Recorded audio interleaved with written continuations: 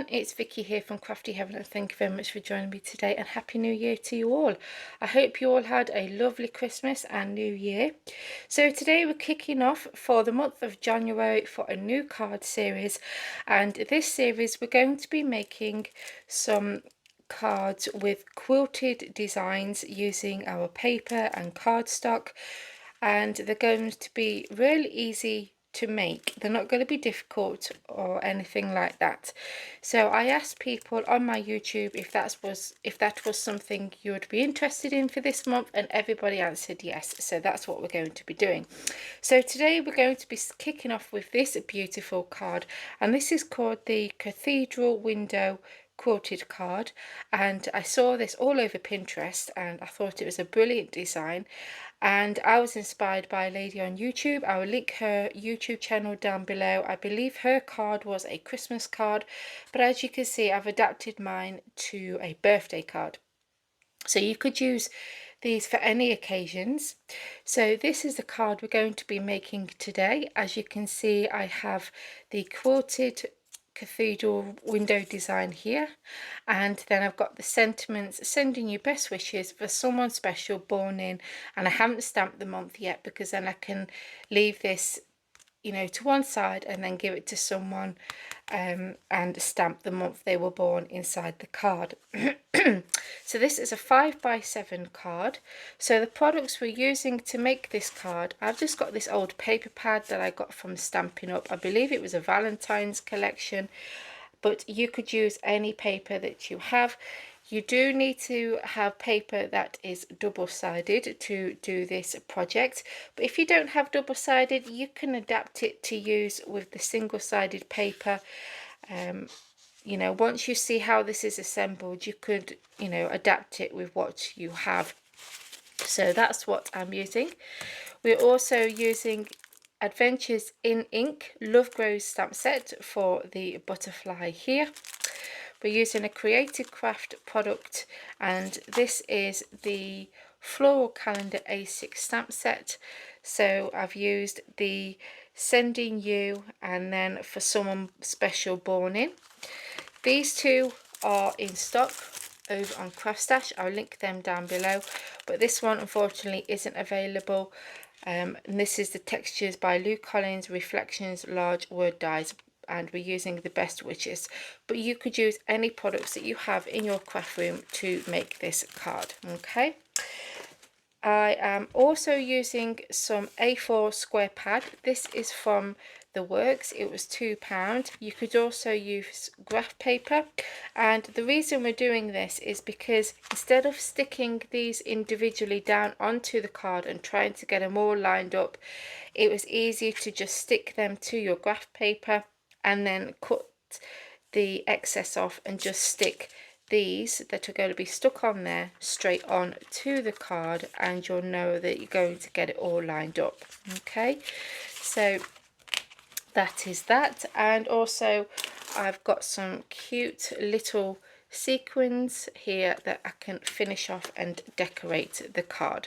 So really easy to make, and let's start making the first card of this series. So for the card base, you could use a 5x7 shop bought card, but I don't have any left, so I've got a piece of smooth 300 GSM cardstock. This measures 10x7, and we're going to score on the 10-inch side at 5 inches, and then obviously you'll fold that over and burnish that with your bone folder. Okay, so that's the card base. Next we're going to create our pieces for the cathedral window. So as you can see, I have some done already. I've also used some coloured cardstock as well as the pattern paper. I forgot to mention that at the beginning of the video, and the reason is just to break up that paper, you know, and add a bit more colour contrast to the window. So what we're going to do is you're going to cut 10 circles. Now you could use a circle die, a compass, or even draw around something that's circle. You could use a circle punch, so use what you have, okay? But I've used dies, and the circles you'll need are 1.5 inches. So I've cut and folded these already, and I've got 2 here that I'm going to do with you. You'll also need to cut a piece of white card, or any coloured card really. It just needs to be a 1-inch square, okay? So we're going to create this design here. So like I said, I've got 2 here that I'm going to do with you. So as you can see, it has this beautiful pink floral design on one side, and then on the other side it's these leaves, okay? So we're going to get our 1-inch square, and we're going to place that in the middle of our circle, and you want to make sure that your edges look about the same as each other. Then I'm just going to get a poke tool, and this is just easy for me to be able to lift this up, so then I can get my bone folder underneath, and we're going to fold up one side, okay, and then press that down with your bone folder, okay, and then we're going to turn it and do that to all 4 sides. So just lift that up slightly, so then I can get that in and be able to fold that over, keeping that square in the middle, because obviously we're folding our sides over that square, and just do that all the way around. And then the leaves showing when we fold the sides up. Add your square in the middle and making sure that all your sides are about the same. So again, just go round, and we have another one there. So what I've done is I've done 3 with the pink in the middle and the leaves on the outside, 3 with the leaves on the inside and the flowers on the out, and then I've got 2 burgundy coloured card and then 2 pink there. So you'll need to cut 10 all together, okay? So now we're going to get our grid paper. So you're going to cut a piece of grid paper that is 4 inches squared, okay? And we're going to turn it on its point, and we're going to draw a line from this point here to this one here, okay? And then we're going to turn it to the other point, and again line up our ruler, but this time we are just going to place a line through that center, okay? So can you see? And then we need to place this into our trimmer. We're going to line up this line here on the 3/4 of an inch mark on our paper trimmer. Okay, so we've got the first point there, and then we got the second point here, and then when that's lined up, just trim that, turn it to the opposite side, and again line up this line at the 3/4 of an inch mark and cut.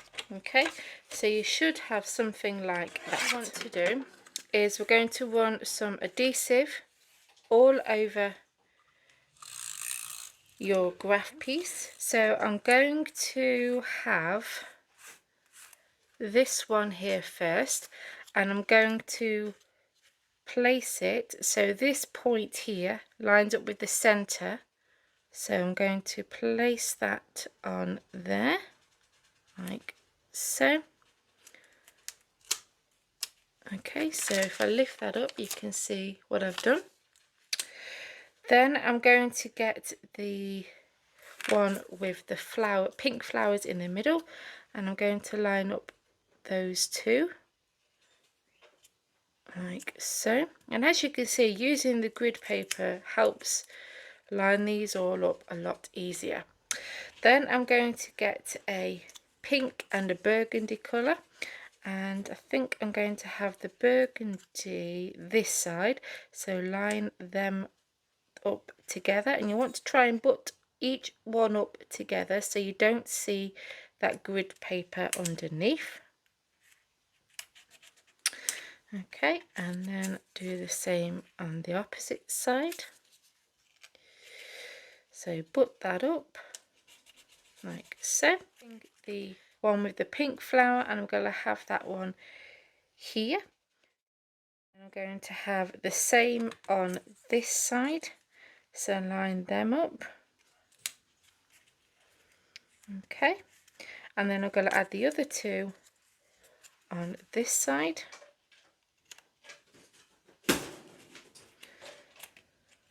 And this side.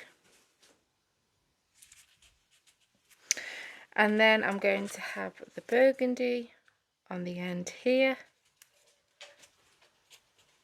and the pink one on the end there. And how easy was that? So I'm going to bring my card base in now, and we're going to stick this onto our card base, and we want to concentrate on this center part here, making sure that's straight, and then everything else will line up. So I'm going to glue that down, and I'm going to use some liquid glue, so I'm going to do that. Okay, so that's attached. I'm going to place my fingers on there so then it don't move, and just trim that off. Okay, and do the same for this side. So now I'm going to add the best wishes. So I've die cut that out, and I've actually stuck the card on to some wide double-sided tape and then die cut it out, so then I can just stick this straight onto my card. So I'm going to have that there, and I'm going to have it at an angle like I did with the other card. So I'm going to get this stuck down, and then I'll come back. Okay, so that's them now added. Now we can stamp our sentiments, and I've added these first because I wanted to show you that this new stamp platform from Creative Craft is excellent. So if you forget to stamp your sentiment before you've added your decoration on your card, you can still use this as without having to start all over again. So this is the new version of the stamp platform, and I've added this sticky grid paper just to make it easier. It does come with magnets, but I like to use this. I got this idea of Lou Collins. So it comes with this acrylic grid block here, and they just pop on there, and obviously you can stamp. But the good thing is this comes off all together. You've got your pegs here for your stenciling, but what I like about this, it comes with this smaller acrylic stamp block, and they have holes in that you can place on those pegs, and you can just stamp your sentiments using this one, and you can move it to wherever you want without moving your card, and I think it's excellent. So I'm going to place my card on here, and I'm going to line it up on my grid mat, and I'm going to start off with the sending you sentiment. So I am going to add a magnet just to keep that in place, and I'm going to get my sentiment. So I've got my sentiment in position, I've got my block there, and I'm going to pick that up and then ink that up with some VersaFine ink. So I'm using the black one,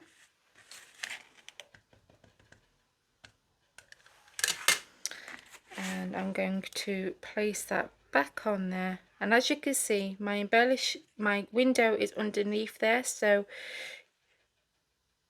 it would normally make it quite difficult, but I want to show you, using this tool you don't have to start your card all over again. So let's stamp this down. And there we go. How cool is that? And so now I'm going to have my For Someone Special Born in sentiment on the bottom. So as you can see, I've got my sentiment there, and I can move this down and pick that up, ink that up and stamp it. And then I've got a butterfly that I'm going to add right there. Okay, and I'm going to pick that up, and I'm going to just move my magnet. So I'm going to pick my butterfly up. Okay, and I am going to flatten them down just ever so slightly. And I'm going to ink my butterfly with Memento because I want to colour that in.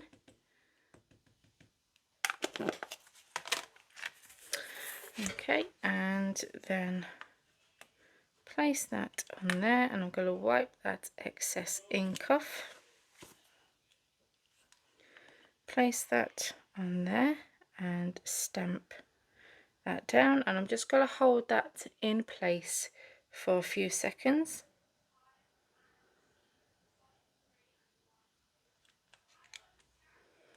And there we go. So as you can see, you can still stamp this even though the window was in the way. So there we go. That's them now stamped. So I am going to now just colour in my butterfly and add a few dots with a black marker. Some dots here and some sequins, and then when I've done that, I will come back and show you the finished card. And there we go. That is how you make the Cathedral window quilted card, and I hope you enjoyed the first card of this series. As always, products will be listed down below, and if you enjoyed this video, then please give me a big thumbs up. Please continue to support my channel by hitting that subscribe button, and join me for another video on Thursday, and then I will see you for the second video of this series on Monday next week. So take care guys, bye.